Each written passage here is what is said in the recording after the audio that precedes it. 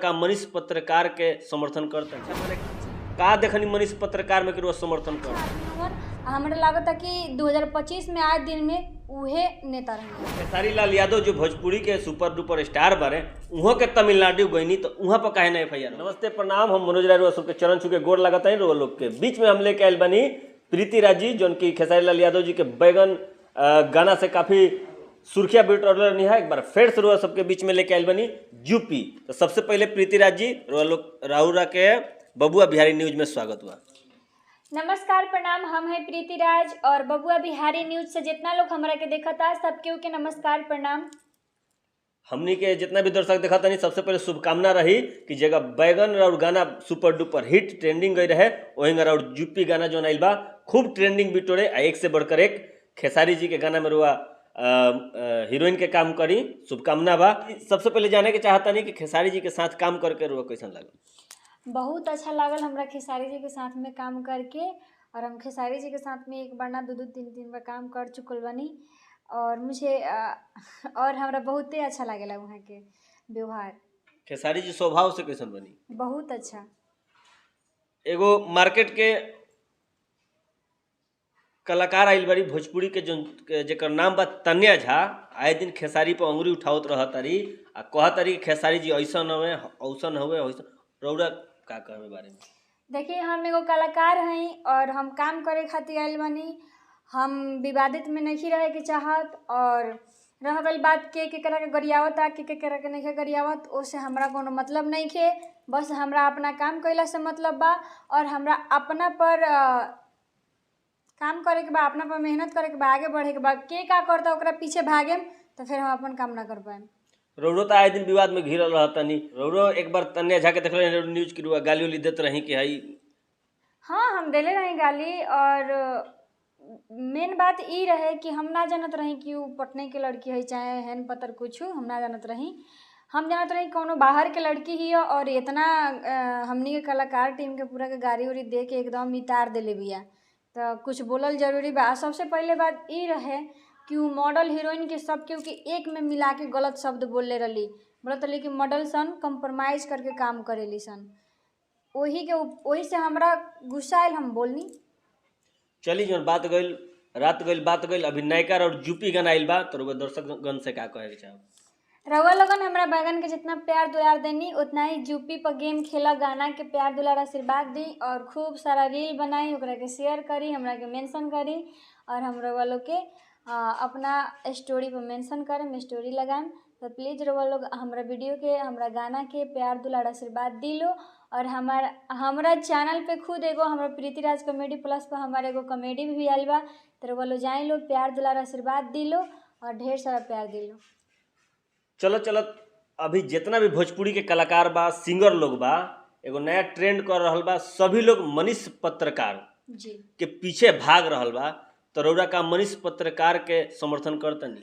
जी करतनी। तो रउरा काल के जो बिहार बंद के ऐलान बा तो रउरा बंदी में जाइब, बिहार बंद कराएम? जी जा सकिले। अच्छा, माने का देखनी मनीष पत्रकार में के समर्थन करतनी?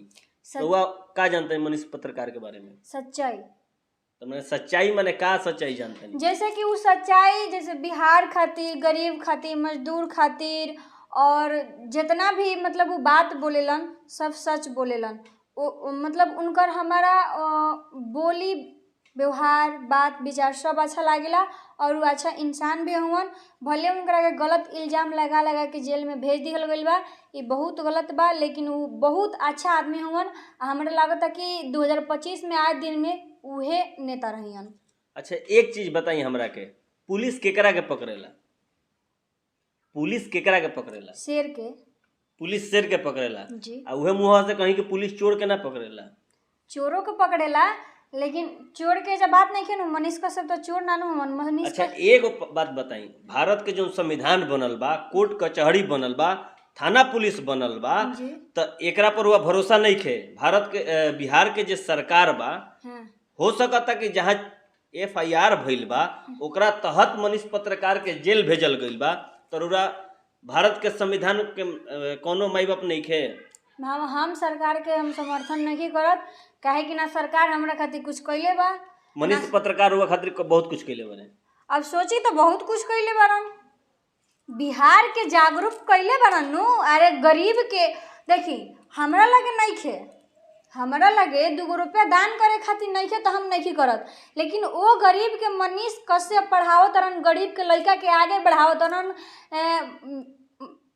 आगे बढ़ाओ तरन, ओकरा के पढ़ाओ तरन, लिखाओ तरन, आगे बढ़े के ओकरा के सीख दे तरन, तो समझी कि वो हमरा खातिर बहुत बड़ काम कैले बड़न। अच्छा एक चीज बताई, वो एगो यूट्यूबर बारे जी, यूट्यूब से पैसा होता तब नु दान करता रहे, कौन मजदूरी करके दान करता रहे? तो सुनी, हम कमाएम ना, हमरा लगे पैसा रही ना, जब हमरा खाए के ना रही तो हम दूसरा के का दान करम?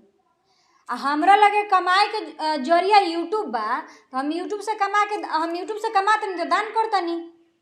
अब हम बनिहारी सुनी, अब हम बनिहारी करतनी अपना खातिर, वही में हम दान नानू करेम। अच्छा एक चीज हमरा के बताई, जोनी FIR भइल बा तमिलनाडु वाला कांड पर भइल बा, तो वो जानकारी बा? जी, खेसारी लाल यादव जो भोजपुरी के सुपर डुपर स्टार बारे, उहों के तमिलनाडु गईनी, तो उहाँ पर काहे ना FIR हो गई? अब देखी बात कहाँ से कहाँ बाबू हम नहीं जानत, तो रुआ नहीं जानत तो कानून पर भरोसा रखी, कानून जोन कैले बा, कानून जोन फैसला ली, उ अगर उ जायज हुई है तो रिहा हुई है, अगर मुजरिम हुई है तो सजा पई है। तो काहे मनीष कश्यप सबके को सर काट देले बड़न का? सर नहीं का, आखिर कुछ कैले बारे तो खेसारी लाल पर काहे ना FIR भइल? खेसारी लाल देखी, खेसारी लाल हम ठीक बा, खेसारी जी भी गइल बानी वहाँ, तब खेसारी जी पर काहे FIR दर्ज नहीं के भइल, मनीष कश्यप पर काहे FIR दर्ज भइल बा, ये हमरा नहीं के पता, लेकिन हम इतना जानतनी कि मनीष कश्यप सच्चाई खातिर लड़ेलन, बिहार खातिर लड़ेलन, बिहार के गरीब खातिर लड़ेलन, तो हम उनकर समर्थन करें, बाकी कुछ ना। कानून बिहार के ना गरीब के बच्चा के पढ़ाए खातिर, ना लिखावे खातिर, ना कुछ खातिर 1 रुपया देता, ना कुछ, तो हम कानून के नहीं जानत, कौन कानून हो कौन कानून ना हो, ओकरा के हम नहीं जानत। अच्छा बच्चा छोट छोट जो आंगनबाड़ी में पढ़ता, बिहार सरकार ओकरा खातिर ड्रेस के पैसा देता, खाना के पैसा देता, कॉपी किताब के पैसा देता, तो उस सरकार वो नजर में काम अच्छा नहीं करत? देत रहलन, मिला अब ना, अभी भी मिलता नहीं खे मिला, पता करी अभी भी मिलता आंगनबाड़ी में? मिला तो होई, आंगनबाड़ी में मिलत होई, लेकिन अब के मिले सरकार की तरफ से आवत होई, लेकिन लड़का सन के मिले तब नु। अच्छा एक चीज बताई, अभी इंटर के रिजल्ट आइल बा, इंटर के रिजल्ट में जे बच्चा उत्तीर्ण भइल बा ओकरा 25,000 रुपया मिली, तो सरकारे नु दे रहल बा। अरे तो मिल जाओ तब नु, अभी मिलल नहीं खे नु। हर जोन भी परीक्षार्थी उत्तीर्ण भइल बा वो जाके पता करी, पैसा चेक के द्वारा उनका मम्मी पापा के अकाउंट में आ जाला। तो वही दिन आ गइल बा कि आई ना भाई, जोन एगो लिस्ट अरे जारी तो जब आई तब हमरा से इंटरव्यू लेम ना, अभी ऊपर बकवास कोइले के का जरूरी बा? तो रौड़ा डायरेक्ट बिहार सरकार के गलत ठहराओ तनी, वहाँ के कानून पर भरोसा रखी, जोन कानून कैले बा एकरा के मानी, अगर उ जायज होई है मनीष पत्रकार तो जरूर छुट्टी है। मनीष कश्यप छूटी हन और उ नेता भी बनी हन, ई हम कहतनी। आ रह गइल बात रो बिहार सरकार के बात। अच्छा उ नेता बन जाई है तो रुआ का लागता कि जब वो कुर्सी पर बैठ जाए तो उ कार्य का सब कोई जब तक जीतल ना रहेला, बहुत सारा प्रोपेगेंडा चलावेला, जीत गइला के बाद सब कोई पद पर बैठला के बाद उहे करेला। अब उ जीत गइला के बाद का करी है ना करी है ओकरा बाद के बात पता चली। वो अभी तो अपना पॉकेट से, अपना घर से खर्चा करता रहनु, अभी तक वो ई तो रौड़ा न्यूज के थ्रू देखा तनी, ई तो इहो मान ली कि विपक्ष के चाल विपक्ष पैसा देता तो बांटत हुई है। इतना पागल हम नहीं खी कि रउआ हमरा के पागल बना देम आ चक्रव्यूह में रउआ घुमा घुमा के बात करे। चक्रव्यूह में नहीं रउआ के घुमावत, मान ली कि अगर रउरा कहतनी कि एगो पत्रकार बने, एगो यूट्यूबर बने, अब कहतनी कि एगो नेता बनी है, तो कहीं विपक्ष के चाल बा, ऊपर से सपोर्ट बा, ऐसे रउरा करी, ओकरा बाद निकली हन तो एगेंस्ट पार्टी पक्ष विपक्ष तो होत रहेला, सीट मिली। देखिए हम कुछ नहीं जानत कि का होई का ना होई, लेकिन अब की पारी मनीष कश्यप के क्यों हरा नहीं खे सकत। तो वहाँ के खड़ा कहाँ बनी कि हरा हारे जीत के सवाल बे में अभी निकलिहन तो खड़ा होइहन, इतना तो हमरा पता बानो कि निकलिहन अगर जेल से तो खड़ा होइहन। उनकरा के इतना पब्लिक प्यार दुलार आशीर्वाद देता नु कि उनकरा पैसा बांटला से आ चोरी चंडलई करैला से कुछ ना होई, उनकर जुबान ऐसन बानू कि उ जीत जइहन। चली इस शुभकामना बा कि राउर बात सत्य होके। तो रौरा कल जे बिहार बंद बा तो रौरा गांधी मैदान में जाके धरना देम जी। जाएंगे। जी।